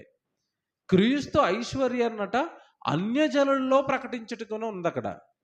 ఏమంటే ఐశ్వర్యాన్ని ప్రకటించటం ఏంటి? ఐశ్వర్యాన్ని పంచాలి అనాలి. కానీ ఇక్కడ ఏమంటున్నాడు? ప్రకటించుటకును. అంటే దేనిని ఐశ్వర్యంతో పోల్చాడు? ఇప్పుడు ఆయన సంఘం ద్వారా పంచుతున్న వాక్యాన్ని, ఆయన చేస్తున్న సువార్తను ఆయన దేంతో పోల్చాడు అంటే ఇదే క్రీస్తు యొక్క ఐశ్వర్యం అన్నాడు. వాక్యమే ఐశ్వర్యం అండి. వాక్యమే ఆస్తి. నిజం చెప్తున్నాను, మీరు మీ పిల్లలకి ఈ వాక్యాన్ని ఆస్తిగా ఇస్తే వాడు భక్తిలో ఉంటాడు, వాడు బాగా బ్రతుకుతాడు, వాడు క్షేమంగా ఉంటాడు, కన్న మీకు పేరు తీసుకుని వస్తాడు. మమ్మల్ని చిన్నప్పటి నుంచి భయభక్తుల్లో పెంచారండి, అందుకని నేను ఇంత బాగున్నాను అని ఆడు పెద్ద అయిన తర్వాత మీ గురించి సాక్ష్యం చెప్తాడు. అలా కాకుండా ఏమండి ఈరోజండి అసలు తల్లిదండ్రులు చూస్తుంటే ఎంత నవ్వు వస్తుంది అంటే, పిల్లోడు బైబిల్ చదువుతున్నాడనో పిల్లోడు ప్రసంగాలు చేస్తున్నాడనో ఆనందపడే తల్లిదండ్రులు ఏమి లేరు. ఇప్పుడు ఏ విషయంలో ఆనందపడుతున్నారు అంటే, మా పిల్లోడండి స్మార్ట్ ఫోన్ వాడే ఆపరేట్ చేస్తాడండి అంటారు వీళ్ళు. అసలు నాకు కూడా తెలియనని అడిగి తెలుసని అంటారు. అదేంటో నాకు అసలు దాన్ని ఏదో పెద్ద డిగ్రీలో ఫీల్ అవుతున్నారు వీళ్ళు. నాకు తెలియనివన్నీ వాడికి తెలుసండి స్మార్ట్ ఫోన్లో. అంటే నీకు తెలియకుండానే నీ ఫోన్పేలో డబ్బులు వాడేస్తాడు. అప్పుడు తెలుస్తుంది భలేగా నేర్చుకున్నాడు విద్యాన్ని. నీకు తెలియకుండానే నీ బ్యాంక్ అకౌంట్ ఖాళీ చేస్తూ ఉంటాడు. నీకు తెలియకుండానే నీ పేరుతో ఇంకొకరితో చాటింగ్ చేస్తాడు. అప్పుడు తెలుస్తుంది బాగా వాడుతున్నాడు సెల్ ఫోన్ అని. సెల్ ఫోన్ బాగా వాడుతున్నారు, మా పిల్లలు చాలా బాగున్నారు, ఇదేంటో తెలీదు. బైబిల్ బాగా చదువుతారనే వాళ్ళు లేరు. దేవుడు గుడికండి త్వరగా వెళ్ళిపోతారండి, ఆదివారం మొదట వెళ్ళిపోతారండి, మాకంటే ముందు రెడీ మా వాడు చాలా మంచోడండి అనేవాళ్ళు లేరు. మాకంటే ఎక్కువ ప్రార్థన చేస్తారండి అనేవాళ్ళు లేరు. ప్రార్థన లేదు, వాక్యం లేదు, గుడి లేదు, ఏమీ లేదు. సెల్ ఫోన్ బాగా ఆపరేట్ చేస్తారండి, టీవీ బాగా చూస్తారండి. ఇంకో కొంతమంది ఏమో మా వాడు కాలేజీలో ఫస్ట్ వచ్చేస్తున్నాడండి, స్కూల్లో ఫస్ట్ వచ్చేస్తున్నాడండి, వాటికి పొంగిపోతున్నారు తప్ప అసలు దేవుడు చెప్పింది ఏది మన జీవితంలో?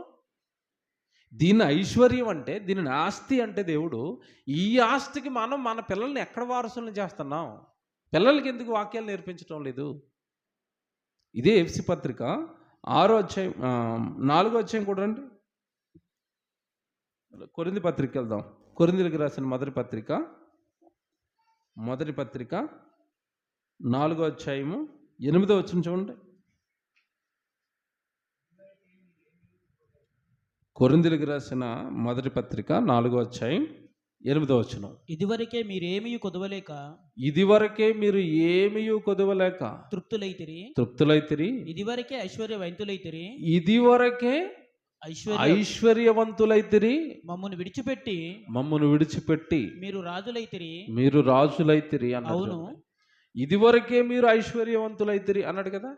ఇదివరకే మీరు ఐశ్వర్యవంతులు అయిపోయారు అంటే, ఇప్పుడు మరి పౌలు గారు సంఘాలను కట్టినప్పుడు అందరికి ఏమైనా డబ్బులు, ఇల్లులు, పొలాలు, ఆస్తులు పంచుకుంటూ వెళ్ళాడా? ఇదివరకే మీరు ఐశ్వర్యవంతులు అయిపోతారంటే పౌలు గారు ఏం ఐశ్వర్యం ఇచ్చారు? కొరింథీ పట్టణంలో ఉన్న సంఘానికి ఏమి ఇచ్చాడు చెప్పండి? వాక్యం ఇచ్చాడు. వాక్యం బాగా నేర్పించాడు, అందులో ఐశ్వర్యవంతులు అయ్యారు. ఆ వాక్యంలో గొప్పవాళ్ళు అయ్యారు వాళ్ళు. మొదటి అధ్యాయం కూడా రండి. మొదటి అధ్యాయం 6వ వచనం. కొరింథీలకు రాసిన మొదటి పత్రిక 1వ అధ్యాయం 6వ వచనం చూడండి. మొదటి అధ్యాయం 6వ వచనం. క్రీస్తును గూర్చిన సాక్ష్యము మీలో స్థిరపరచబడినందున ఆయన యందు మీరు ప్రతి విషయములోను, అనగా సమస్త ఉపదేశములోను సమస్త జ్ఞానములోను ఐశ్వర్యవంతులైతిరి. ఎంత మంచి మాట అండి. సమస్త ఉపదేశములోను సమస్త జ్ఞానములోను మీరేమైపోయారు అంటున్నాడు? ఐశ్వర్యవంతులు. నిజం చెప్తున్నానండి, బాగా బైబిల్ అర్థమైపోయినోడికి ఈ వాక్యమే ఐశ్వర్యం. కోట్లు, ప్రతి పాఠం ₹1,00,00,000, ప్రతి పాఠం కోట్ల ఖరీదు, ప్రతి మాట కోట్ల ఖరీదు, ప్రతి అంశము కోట్ల ఖరీదు. మీకు తెలియదు వీటి విలువ. ఇప్పుడు నిజంగా మీరు లోకంలో కోట్లున్నవాడు కూడా యేసుక్రీస్తుల వారు వచ్చిన తర్వాత యేసుక్రీస్తుల వారితో పాటు పరలోకానికి వెళ్ళేంత భాగ్యం వాడికి ఉందో లేదో మనకు నిజంగా తెలీదు. ఎందుకంటే ప్రభులోకి రాలేదు కనుక తీసుకోడు. కానీ ఈ వాక్యాన్ని చేతపట్టుకుని ఉండు, ఈ వాక్యాన్ని నమ్మి జీవిస్తూ ఉండు. యేసుక్రీస్తుల వారు రాకడ జరిగినా, లేదంటే నువ్వు అంచెదినా నువ్వు లేచినా, అది యేసుక్రీస్తుల వారు వచ్చే దినా నువ్వు లేచినా, నిజంగా ఈ వాక్యాన్ని పట్టుకునే లేస్తామండి అందరం. ఈ వాక్యంతోనే ఆయన ముందు నీతిమంతులుగా నిలబడతాం. ఈ వాక్యంతోనే అందరూ నరకానికి పోతుంటే మనం పరలోకానికి వెళ్ళిపోతాం. అంత శక్తి కలిగిన, నీ జీవితాన్నే మార్చగలిగిన శక్తి వాక్యానికి ఉంటే, నిన్ను పరలోకానికి తీసుకెళ్ళిపోయేంత శక్తి ఈ వాక్యానికి ఉంటే, అసలైన ఆశీర్వాదం, అసలైన సంపద వాక్యమే కదండి. అదే కదా మన జీవితాలు మార్చింది, అదే కదా మనల్ని పరలోకానికి తీసుకెళ్తుంది, అదే కదా మనల్ని పాపం నుండి దూరం చేసింది, అదే కదా మనల్ని భక్తిపరులుగా చేసింది, అదే కదా మనకి నిత్య జీవాన్ని ఇవ్వబోతుంది వాక్యం. ఇప్పుడు చాలామంది ఏమంటారంటే చదువుకుంటే బాగుంటారండి అంటారు. నిజమే, బాగుంటారు. ఎక్కడ బాగుంటారంటే 60-70 సంవత్సరాలు ఈ లోకంలో బాగుంటారు. చదువుకుంటే బాగుంటారు, 60-70 ఏళ్ళు బాగుంటారు. ఆడికి మంచి ఉద్యోగం వస్తుంది, మంచి జీతం వస్తుంది, మంచి ఇంట్లో ఉంటాడు. నిజమే, మీరు అంటున్నది సగం వరకు నిజం. వాడు బాగుంటాడంటే లోకంలో బాగుంటాడు, 60-70 ఏళ్ళు బాగుంటాడు చదువుకుంటే. బైబిల్ చదువుకుంటే చచ్చిపోయిన తర్వాత కూడా బాగుంటాడు. బైబిల్ చదువుకుంటే జీవితంలో ఈ లోక సంబంధమైన చదువులు చదువుకున్నవాడైనా తప్పు చేయొచ్చేమో, కానీ బైబిల్ చదువుకున్నవాడు, బైబిల్లో ఉంటున్నవాడు తప్పులు చేయడు, పాపాలు చేయడు. మళ్ళీ చెప్తున్నానండి, మన పిల్లలు మన కళ్ళ ముందే లోకంలో పడిపోయి మనకి వృద్ధాప్య దినాలు వచ్చినప్పుడు ఇక మనం ఏమీ చేయలేని నిస్సహాయ పరిస్థితులు వస్తాయి. ఇప్పుడు ఇంకో మాట చెప్తున్నాను, చిన్నప్పుడే మీ మాట వినేవాళ్ళుగా వాళ్ళని గనక మీ అండర్లో మీరు పెట్టుకోలేదు అంటే, వాళ్ళు పెద్ద అయిన తర్వాత మీరు వృద్ధాప్యానికి వచ్చిన తర్వాత నిర్దాక్షిణ్యంగా మీ మీద తిరగబడతారు. ఇప్పుడు మాట వినని వాళ్ళు, ఇప్పుడు లోబడని వాళ్ళు పెద్ద అయిన తర్వాత చాలా అష్ట కష్టాలు పెడతారు తల్లిదండ్రులు. మళ్ళీ చెప్తున్నాను, క్రూరంగా తిరగబడతారు. వాళ్ళ మనస్తత్వం అలా రెడీ అవుతుంది. కనుక చిన్నప్పటి నుంచి దేవుడిలో పెంచుకోండి, వాక్యంలో పెంచుకోండి, దేవుడి మాటల్లో పెంచండి. యేసుక్రీస్తుల వరకు మాట అంటారు, మీ పిల్లలకు కోపం రేపక ప్రభు యొక్క బోధలోను శిక్షలోను వాళ్ళని ఏం చేయాలి? పెంచండి. ప్రభువులో పెంచాలట, వాక్యంలో పెంచాలట. మళ్ళీ చెప్తున్నాను, దేవుడి మాటలు విన్నవాడు అమ్మనాలను గౌరవిస్తాడు, దేవుడి మాటలు విన్నవాడు సొసైటీలో ఉన్న పెద్దవాళ్ళని గౌరవిస్తాడు, దేవుడి మాటలు విన్నవాడు వాడు తప్పు చేయకుండా వాడిని కాపాడుకుంటాడు, వాడు పరలోకానికి వస్తాడు. అలా వాడిని పెంచినందుకు మనం కూడా దేవుడు కృపతో మనం కూడా పరలోకానికి వెళతాం.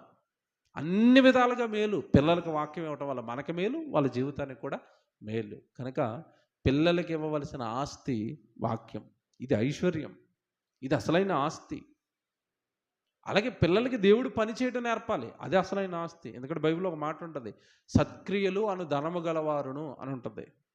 ధనం ఏ ధనం అని చెప్పాడంటే సత్క్రియలే ధనం. భూమి మీద ఉన్న ధనం గురించి యేసుప్రభువు చెప్పిన మాట మీ అందరికీ తెలుసు, భూమి మీద మీ కొరకు ధనమును కూర్చుకొనవద్దు అన్నాడా? ఎందుకు కూర్చుకోవద్దు అన్నాడంటే, ఇక్కడ చెమ్మట ఉంటుంది, ఇక్కడ దొంగలకు అన్నం వేసి దొంగిలించేస్తారు, పరలోకమందు మీ కొరకు ధనమును కూర్చుకోనండి. మత్తయి సువార్త 6వ అధ్యాయం 19లో ఉంటుంది. ఇది మీ అందరికి తెలిసిన మాటలు ఇవి. మరి యేసు ప్రభువు భూమి మీద ధనాన్ని కూర్చుకోవద్దు అన్నప్పుడు మన పిల్లలకి ధనం ఇవ్వటం ఏంటి? ఇంకో మాట చెప్తాను ఇక్కడ నేను, మీరు అందరూ తెలివిగా ఆలోచించండి. సొలొమోను మాట చివరి మాట ముగించేస్తాను. సొలొమోను మళ్ళంటుడు కాదు, జ్ఞాని. బాగా అవపోసాన్ని పట్టాడు, లోకాన్నంతా బాగా జ్ఞానంతో లోకంలో జరుగుతున్నవన్నీ బాగా గ్రహించాడు. గ్రహించిన సొలొమోను పిల్లలకి ఆస్తి ఇవ్వటం విషయంలో ఒక సందర్భాన్ని రాశాడు. నేను ఎంత కష్టపడి రాత్రింపగళ్ళు నేనేమీ ఖర్చు పెట్టుకోకుండా, నేనేమీ తినకుండా, లేదా నేను రాత్రి పగలు పనిచేసి కష్టపడి డబ్బు దాస్తాను కదా నా పిల్లలకని. ఒకవేళ ఆ పిల్లలు భవిష్యత్తులో మంచోడవుతాడో తెలీదు, చెడ్డోడవుతాడో తెలీదు. ఒకవేళ వాడు నా గర్భాన్ని పుట్టినోడు చెడ్డోడైపోయాడు అనుకోండి, నేను కష్టపడి సంపాదించిన నా కష్టార్జితనంతా ఆడు వ్యసనాలకు వాడుతాడు, పాపపు కార్యక్రమాలకి వాడతాడు. సో నా ఆస్తిని, నేను కష్టపడిన ఆస్తిని నా పిల్లలకి ఇచ్చి వాడు పాపిష్టి కార్యక్రమాలకు ఖర్చు పెట్టడానికి నేను ఒప్పుకోను, నేను నా పిల్లలకి ఆస్తి ఇవ్వను అన్నాడు. వాళ్ళకి మనం బ్రతకటం నేర్పాలి, వాడికి మనం సంపాదించుకోవడం నేర్పాలి. వాడి ఆహారాన్ని వాడు సంపాదించుకునేటట్టుగా కష్టపడి పనిచేసేవాడిగా వాడిని పెంచాలి తప్ప. చాలామంది తల్లిదండ్రుల ఆలోచనలు అండి బాగోవండి, అస్సలు బాగో. మా వాడికి ఏ కష్టమూ రాకూడదని అంటారు. ఏ కష్టము రాకూడదు అంటే అన్ని రోగాలు వాడి మీదకి వస్తాయి. ఇప్పుడు మనకు వచ్చిన బీపీలకి, షుగర్లకి, థైరాయిడ్లకి కారణం ఏంటి చెప్పండి, నిజం చెప్పండి. ఒకప్పుడు మన పూర్వీకులకు ఉన్నంత శరీర శ్రమ ఇప్పుడు మనకు లేదు, ఇది పచ్చి నిజం. వాళ్ళు బట్టలు ఉతికారు, మనం ఎక్కడ వేస్తాం? వాషింగ్ మిషన్లో వేస్తాం. కొలెస్ట్రాల్ అలాగే ఉంటుంది, షుగర్ అలాగే ఉంటుంది. వాళ్ళు పిండి రుబ్బారు, ఇప్పుడు మనం మిక్సీ రుబ్బుతుంది. అందుకే మనకి ఏ పని లేదు, అన్ని రోగాలు వచ్చి కూర్చున్నాయి. వాళ్ళు శుభ్రంగా ఉదయం నుంచి సాయంత్రం వరకు ఎండలో ఉండేవారు. మనం ఇప్పుడు 5 నిమిషాలు ఎండ తగల కుదరదు, లోపలికి వెళ్ళిపోయి ఏసీ వేసుకుని చల్లగా. నిజం చెప్తున్నాను, లైఫ్ స్టైల్ మార్చుకోవాలి. ఇప్పుడు డాక్టర్లు కూడా చెప్తున్నది అదే. డాక్టర్ గారు నాకు షుగర్ తగ్గట్లేదండి, బీపీ తగ్గట్లేదండి, థైరాయిడ్ తగ్గట్లేదండి, కొలెస్ట్రాల్ తగ్గట్లేదండి అంటే ఏం చెప్తున్నారు చెప్పండి డాక్టర్ గారు మీకు మందులు రాసేటప్పుడు? వాకింగ్ వెళ్ళండి అన్నాడు. ఆ వాకింగ్ ఏదో ఇంట్లో సామాన్లు కడుక్కుంటానో, వంట చేస్తానో, బట్టలు ఉతుకుతానో చేస్తే అయిపోయేది. ఇక్కడ వాకింగ్ బంద్ చేసాం కనుక నువ్వు నడుచుకొని పొద్దున్న వెళ్ళిపో వాకింగ్ అంటున్నాడు. లేదా జిమ్కి వెళ్ళి ఎత్తు అంటున్నాడు. ఆ జిమ్ ఎత్తితే బరువైన బెడ్షీట్లు ఎత్తితే అయిపోయాను ఉతకడానికి, జిమ్ అయిపోయింది. ఇది మానేసాం, అవి తెర మీదకి వచ్చాయి అంతే. జస్ట్ అండి మనం లైఫ్ స్టైల్ లోపం. సొలొమోను గారు కూడా ఇలాగ ఆలోచించాడు. నేను గనక ఇప్పుడు ఏ కష్టం రాకూడదు, నా కొడుకో కోట్లు కొలగొట్టేస్తే వాడు సుఖాలకు అలవాటు పడి, పాపానికి అలవాటు పడి, నా కష్టార్జితాన్ని అంతా వ్యర్థంగా వాడేస్తాడు. సో నా పిల్లలకు నేను ఆస్తి ఇవ్వటం కాదు, జ్ఞానం ఇవ్వాలి. ఎందుకంటే ఇతనికి ఎలా తెలుసు అంటే వీళ్ళ నాన్నగారు చెప్పిన మాటలో దావీదు ఏం చెప్పాడు? దావీదు, నా కుమారుడు మోషే ధర్మశాస్త్రాన్ని నువ్వు తప్పక పాటించాలి. సొలొమోను అన్న మాట ఏంటి తెలిసిన? ప్రసంగ గ్రంథంలో చూపిస్తాను. ప్రసంగ గ్రంథం చేయండి, 2వ అధ్యాయం 18వ వచనం నుంచి చూడండి. ప్రసంగ గ్రంథము 2వ అధ్యాయము 18వ వచనం అండి. సూర్యుని క్రింద నేను ప్రయాసపడి చేసిన పనులన్నిటినీ నా తరువాత వచ్చువానికి, అంటే నా తర్వాత అంటే నా పిల్లలు, నా తరువాత వచ్చువానికి నేను విడిచిపెట్టవలసినని తెలుసుకుని నేను వాటి అందు అసహ్యపడితిని. నా వెనకలోడికి ఆస్తి ఇవ్వడానికి నాకు అసహ్యంగా ఉంది అన్నాడు. చూసారు ఎలాగుందో? మనం ఏమంటాం? మా ఓడి కదండి 2 మేడలు కొనడండి, 4 ఎకరాల పొలం కొనడండి, మా ఓడు హాయిగా ఉంటాడండి, నేనేమో నరకంలో ఉంటానండి వెళ్ళి. ఆ తర్వాత ఆడు వెనకాల వచ్చేస్తాడండి ఎక్కడికి? ఆస్త, ఇల్లులా, పొలాల, వాక్యం ఇవ్వరా? దేవుడు సేవకుడిగా తయారు చేయరా? బైబిల్ చదువుకోమని చెప్పరా? సొలొమోను, మళ్ళీ చెప్తున్నాను, మళ్ళీ చదువుతారా వచనం బాగా అర్థం చేసుకోండి. 18వ వచనం, 18వ వచనం. సూర్యుని క్రింద నేను ప్రయాసపడి, అంటే నేను కష్టపడి సంపాదించింది, నేను ప్రయాసపడి చేసిన పనులన్నిటినీ నా తర్వాత వచ్చువానికి నేను విడిచిపెట్టవలసి వచ్చినని తెలుసుకుని నేను వాటి యందు అసహ్యపడితిని. వాడు జ్ఞానము కలవాడై యుండును. ఇది చూడండి ఎంత బాగుందో. ఎందుకు ఈయనకి అసహ్యం అంటే వాడు జ్ఞానము గలవాడయ్యుండునో, బుద్ధిహీనుడయ్యుండునో అది ఎవరికి తెలుసు? వాడు దేవుళ్ళో ఉంటాడో, పాపపు కార్యక్రమాలకి నేను సంపాదించిందంత ఖర్చు పెట్టేస్తాడో ఎవరికి తెలుసు? తర్వాత ఎవరికి తెలియను? అయితే సూర్యుని క్రింద నేను ప్రయాసపడి జ్ఞానము చేత సంపాదించుకున్న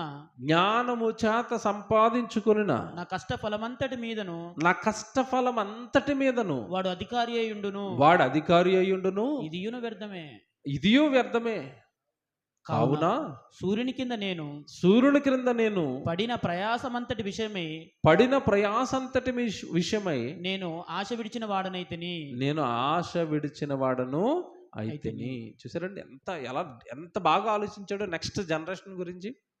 వాడు అధికారి అయిపోతాడు కదా నా ఆస్తి మీద, వాడు ఏ పని చేయడు కదా, ఇంకా ఏలుకగా మారిపోతాడు కదా, వాడేమి కష్టపడి పని చేయడు కదా, వాడేమి నాకులాగా కష్టపడాలని ఆశ ఉండదు కదా, జస్ట్ నేను సంపాదించింది మీద వాడు అధికారి అయి కూర్చుంటాడు. ఏమంటే ఇది సృష్టి కార్యక్రమానికి విరుద్ధం. ఎందుకంటే సృష్టిలో ఉన్న ఏ జంతువు ఏ పక్షి పిల్లలకి ఆస్తులు ఇవ్వదండి. ఇస్తుందా? నేను చెప్పండి. అవి కూర్చుకుంటాయండి ఏమన్నా? ఆనాటికి అవి కూర్చుకుంటాయి, కానీ అవి ఒకటి నేర్పిస్తాయండి. సృష్టిలో ఉన్న పక్షి గూళ్ళో ఉన్నప్పుడు ఆ పిల్లలు చిన్నగా ఉన్నంతసేపు బయటికి వెళ్ళి ఆహారం పట్టుకుని వస్తాయండి. ఆ పిల్లలకి కాస్త రెక్కలు వచ్చి ఎగరటం రాగానే ఫుడ్ తీసుకుని రావడం బంద్ చేసేస్తాయి తేవేక. వీటికి ఆకలేసి అరుస్తున్నప్పుడు ఏమి నేర్పిస్తాయి తెలుసా? ఎగరటం నేర్పిస్తాయి. బయటికి గూళ్ళో తీసుకొచ్చి వదిలేస్తాయి. వదిలేసి అది అలాగ కింద పడిపోతూ ఉంటాయి, ఎగరలేక మళ్ళీ అలాగ వచ్చి కింద పట్టుకుంటుంది. ఎగరటం నేర్పిస్తుంది, ట్రైనింగ్ ఇస్తుంది. దీనితో పాటు వేటకు తీసుకుని వెళ్తుంది. అక్కడ వేట ఎలా వేటాడాలో నేర్పిస్తుంది. వాళ్ళ కాళ్ళ మీద అవి సంపాదించుకొని ఆహారాన్ని బ్రతికేటట్టుగా చేసి వదిలేస్తుంది. కొన్ని పక్షి మీకు అర్థం కాకపోతే మీ ఇంటి ముందు ఉన్న కుక్క పిల్లని చూడండి. కుక్క పిల్లలకి ఎప్పటి వరకు పాలిస్తుందండి? కాస్త అవి పెద్ద అయ్యే వరకు పాలిస్తుంది. తర్వాత పాలిస్తుందిగా దగ్గరికి వస్తుంటే మురుగుతుంది అట్ల మీద, పొండి నేను పాలు ఇవ్వనిక మీరు పొండి సంపాదించుకోవడానికి అంటది. పాలు ఇవ్వదిక పెద్ద అయిన తర్వాత. ఒక పక్షి అలా పిల్లల్ని పెంచుతున్నప్పుడు మనమేంటి మా వాడు సుఖంగా ఉండాలి, ఏ పని చేయకూడదు, ఇది ఆడు రోగాల పాలు అవుతాడు, వ్యసనాల పాలు అవుతాడు. ఇంక ఎప్పుడైతే నువ్వు బాగా డబ్బు సంపాదించేసావు ఇంకెవడో లెక్క చేయడాడు, పొగరబోతాడు కింద మారిపోతాడు. డబ్బు ఉందన్న మదం ఎక్కిపోద్దాడికి. నిర్దాక్షిణ్యంగా రోడ్డు మీద నిలబెట్టండి. సంపాదించుకోరా, ఉద్యోగం తెచ్చుకో, నువ్వు పోషించుకో నీ కుటుంబాన్ని, నీ భార్యని, నువ్వు చిల్లిగా అవ్వమని నీకు బ్రతకటం ఎలాగో నేర్పిస్తాను, చదువు చెప్పిస్తాను, ఉద్యోగం వరకు నీకు వెనకాల తోడుగా ఉంటాను, వెళ్ళు నువ్వు బ్రతుకు అనాలి. ఇలా లేరు. ఎకరాలు 100 ఎకరాలు 1000 ఎకరాలు కొలగొట్టేస్తున్నారండి పిల్లలు అనుకుంటా.